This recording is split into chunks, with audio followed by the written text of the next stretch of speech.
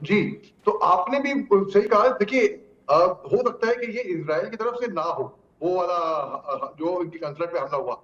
मगर ईरान की सुप्रीमो ने जो बोला हम इज़राइल पे हमला करेंगे, वो तो ईरान ने ही किया था हम्म। और उससे फिर बात और आगे बिगड़ सकती थी। तो और आगे बिगड़ी थी उस टाइम पे, अगर आपको याद होगा, कोई बात नहीं कर रहा था बंदी जो बनाए थे होस्टेजेस की, कोई बात नहीं कर रहा था जो कैजुअलिटी गाजा पट्टी में हुई है, उस सबके अब ध्यान था ईरान और इजराइल के ऊपर। अब हिंदुस्तान एक ऐसा मुल्क है जिसकी दोस्ती ईरान से भी है, जिसकी दोस्ती इजराइल से भी है, हम्म। जिसकी दोस्ती रूस से भी है, जिसकी दोस्ती यूक्रेन से भी है, हम्म। जिसकी दोस्ती हर हर मुल्क की दोस्ती है हिंदुस्तान हम्म। की। हम्म। केवल चीन और पाकिस्तान वाहिद मुल्कों को छोड़ के, हम्म। इसके अलावा हमारी दोस्ती हर मुल्क से है। तो अगर ये जंग और आगे बढ़ी होती, हिंदुस्तान इसमें अहम भूमिका अगर चाहे तो निभा सकता था, और निभाएगा शायद, मुझे ऐसा लग रहा है। ठीक। अमेरिका, मैं ये बोल के समाप्त करूंगा, ठीक। अमेरिका के हाथी के, आपने अमेरिका की बात की, हाथी के दांत दिखाने के अलग, खाने के अलग। एंथनी ब्लिंकन साहब मिस्र जाते हैं, मीटिंग करवाते हैं, लेकिन क्या नतीजा क्या निकल कर आता है? ओआईसी की जो कंपनी की जो कंट्रीज हैं, वो एक ही पेज पे नहीं है, उनकी भी मिस्र में दो फेज है चलिए, मीटिंग बड़ी की, खबर का भी एक रुख ही कर डे में लेते हैं। मीटिंग आपकी हुई। जानकारी दर्शकों तक लगातार पहुंच रही है। ईरान ने इजराइल के खिलाफ अब खतरनाक प्लान बनाया है। क्या है? ईरान ने इजराइल पर चौतरफा हमले की योजना बनाई है। यानी इजराइल को कब एक रफा की तरफ से जो मिस्र का बॉर्डर पड़ता है उसे छोड़ दिया जाए, लेकिन हर तरफ से हमला करने की बात, अपने आतंकी प्रॉक्सी को हमले का आदेश देने की बात सामने आ रही है। ईरान ने इराक, यमन पे बैठे हुए जो हार्ड लाइनर्स हैं उनको आदेश दिया है। रफा में अभियान की तैयारियों के बीच इजराइल की भी मुश्किलें ईरान बढ़ाता दिख रहा है। अनुज माथुर जी, मैं आपका रुख करूंगा।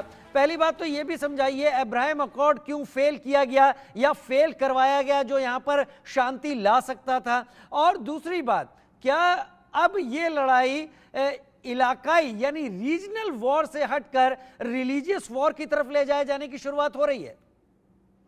बिल्कुल बिल्कुल, आपके दो प्रश्न हैं। पहले मैं अब्राहम अकॉर्ड के बारे में बात करूंगा। देखिए, अब्राहम अकॉर्ड जो था, वो एक ऐसा कोई बहुत बड़ा बड़ा मेरे हिसाब से अकॉर्ड नहीं था जो कि यहाँ पर परमानेंट पीस ला सके। आप देखेंगे कि उसको, मैं एक अंग्रेजी में अगर मेरे को आप एक एक्सप्रेशन यूज करने दें तो मैरिज ऑफ कन्वीनियंस था। उस टाइम पर किस प्रकार से हमको, किसका क्या इंटरेस्ट था, किसका क्या इंटरेस्ट था। अभी आप देखेंगे कि आज की जो अक्टूबर में हुआ, उसका उसका जवाब इजराइल ने दिया। अब जो परिस्थिति है उसमें जो परिवर्तन आया है वो ये है कि जब अक्टूबर के बाद का जवाब इजराइल ने दिया था, उस समय पूरा विश्व इजराइल के साथ। आज आप देखेंगे कि जब वो राफा पे हमला करने का प्रयास कर रहा है, उनके अपने मित्र जिस तेजी से इजराइल के अपने लोग उनसे अलग होते जा रहे हैं और इजराइल के अपने अंदर इतनी आवाजें उसके खिलाफ उठ रही हैं, तो मुझे लगता नहीं है कि किसी भी अकॉर्ड का भी यूनाइटेड स्टेट्स की माइट के साथ वो नहीं कर सकता। तो जो चीज चाइना, रशिया, कोरिया, ईरान, इनका एक नया बड़ा बना है, जो कि मिलिट्री कोऑपरेशन, एक दूसरे को हर प्रकार से सहायता करने के लिए उसको उसको उसको करने के का प्रयास कर रहा है। तीसरी बात यह है जो अभी थोड़ी देर पहले भी मैंने कही, कि आप देखें ईरान को मालूम है कि वो जब तक तमाम मिडल ईस्ट को इसमें शामिल नहीं करेगा या इसको पूरी तरह से धार्मिक रंग नहीं दे देगा, उसको यहाँ पर सफलता मिलती भी नजर नहीं आ रही है। हम्म। डायरेक्ट ईरान हमला कर नहीं सकता। हम्म। ईरान के प्रॉक्सीज में से हमास लगभग खत्म है। हिजबुल्लाह के पास भी कोई खास ताकत नहीं है कि वो इजराइल के साथ लड़ सके। और जब इजराइल ने हमला किया था हमस पे, तो इजराइल ने इस बात का अच्छा अप्रिसिएशन किया था कि हमला करने के पश्चात उनके ऊपर कहां कहां से किस किस प्रकार का खतरा बनेगा, चाहे वो हिजबुल्ला हो, चाहे वो हूती हो, चाहे वो इस्लामिक रेजिस्टेंस हो, और उन सबको इन्होंने केटर करके फिर ही हमला किया था। इजराइल के पास इतनी एक शक्ति साथ है जी। सबको इजराइल ने टारगेट पर लिया। लेकिन बड़ी खबर इस वक्त यस। ये है कि इजराइल पर हमास ने भी जवाबी हमला किया है। इजराइल के हालात में हमास ने हवाई हमला किया है। हमास के हमले को नाकाम कर दिया गया है। यानी हवाई हमले का तात्पर्य यह है कि अपने रॉकेट्स के जरिए हमास ने यहाँ पर हमला किया। यानी हमास का एक हिस्सा है जो अभी ऑपरेशनल है, जो अभी काम कर रहा है, जो अभी इजराइल के ऊपर रॉकेट दाग रहा है। ग्रुप कैप्टन यूके देवनाथ, पहली बात तो ये है कि यूएन की तरफ से कहा जा रहा है कि इस हमले को रोका जाए। यूएन दबाव बना रहा है, हमास हमला कर रहा है, इजराइल भी छोड़ नहीं रहा है, सारी चीजें वैसे ही फंसी हुई हैं। और इस बीच में हमला रोकने की तो बात हो रही है, इन बंधकों की बात अब तक कोई नहीं कर रहा है। ये बंधक कहाँ हैं, किस हालत में हैं, ये कोई नहीं जानना चाहता। जी हाँ, बंधकों का जो मामला है ये इज़राइल के लिए बहुत बड़ा हेडेक है। नेतन्याहू की सरकार इसीलिए बार-बार खतरे के पास आ जाती है। बहुत बड़ा धड़ा इज़राइल के अंदर ऐसा है जो चाहता है कि नेतन्याहू जो है, उनकी नेसेट जो है, कोशिश करके थोड़ा-सा कॉम्प्रोमाइज़ करे और इन बंधकों को छुड़ाए। इसमें हमास ने पिछले हफ्ते इंडिकेशन दे दिया था कि वो एक 3 फेज़ ऐलानी जंग करने के लिए तैयार है, जिसमें फेज़ 1 में जो कि 6 हफ्ते का होगा यानी 42 दिन का होगा, उसमें हमास ने नाम दे दिए थे कि हम ये 33 बंधकों को छोड़ देंगे। हमास ने नाम भी जारी कर दिए थे कि बच्चे, बूढ़े, महिलाएं, बीमार लोग।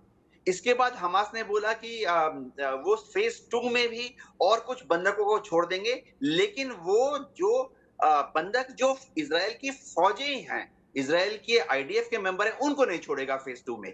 वो भी 6 हफ्ते का था, 42 दिन का। और तीसरे फेज में हमास ने ये दावा किया, बोला कि वो जितने अब तक करीबन 32 या 34 जो बंधक हैं जिनकी मौत हो चुकी है बीमारी से या अदर कारणों से, उनके शव भी लौटा देगा। लेकिन इजराइल ने इसको माना नहीं, और इजराइल जो है अब चाहता है कि जो बचा खुचा हमास के मिलिट्री पावर है उसको डिसऑर्गेनाइज कर दिया जाए। मिलिट्री पार्लेंस में हम कहते हैं कि उनको मिलिटरीली इनइफेक्टिव बना दिया जाए, जिसका मतलब है उनमें से कुछ को मार दिया जाए, कुछ लोगों को बंदी बना दिया जाए, हमास के कुछ लोग इंजर्ड हो जाएंगे और बाकी लोग अपने हथियार, हमास के जो आतंकवादी हैं, हथियार छोड़कर इधर उधर तितर बितर हो जाने के लिए अब बाध्य हो जाएंगे।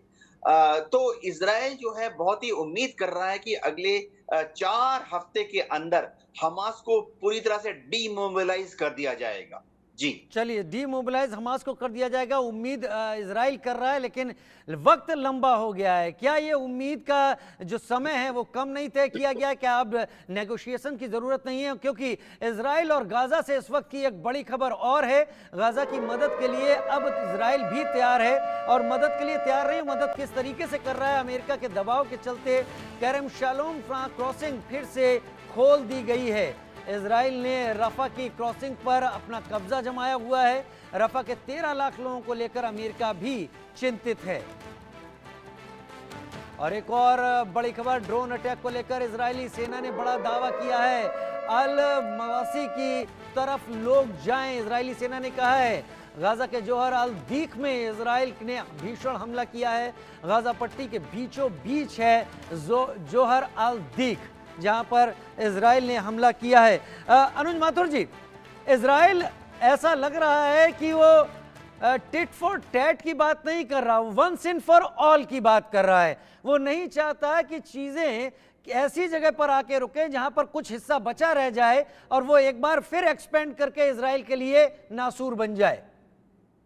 बिल्कुल बिल्कुल, आप सही कह रहे हैं। देखिए, मैं आपको बताऊं कि ये टिट फॉर टैट का प्रश्न ही नहीं है। अब इजराइल ने ये, उनका जो इनिशियल एम था वही ये था, और लगातार वो यही बात कहते चले आ रहे हैं कि जब तक वो हमास का पूरी तरह विध्वंस नहीं कर देंगे, पूरी तरह उसे नेस्त नाबूद नहीं कर देंगे, वो लोग रुकेंगे नहीं।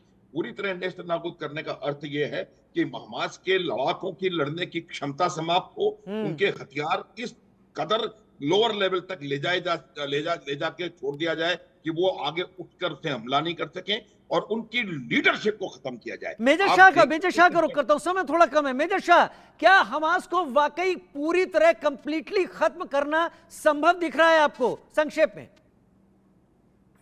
जी, अगर आइडियल देखा जाए तो आइडियल होना चाहिए, लेकिन फ्रैंकली स्पीकिंग, ईमानदारी की बात है, बहुत मुश्किल है, क्योंकि इनके 40,000 से ज्यादा लड़ाके हैं, इनकी बटालियन है, अलग अलग बटालियन है, अलग अलग फॉर्मेशन है, इनके लीडरान बैठे हुए हैं कतर में और अन्य देशों में। तो इन सबको असेंबल करना, और ये सोच विचारधारा है।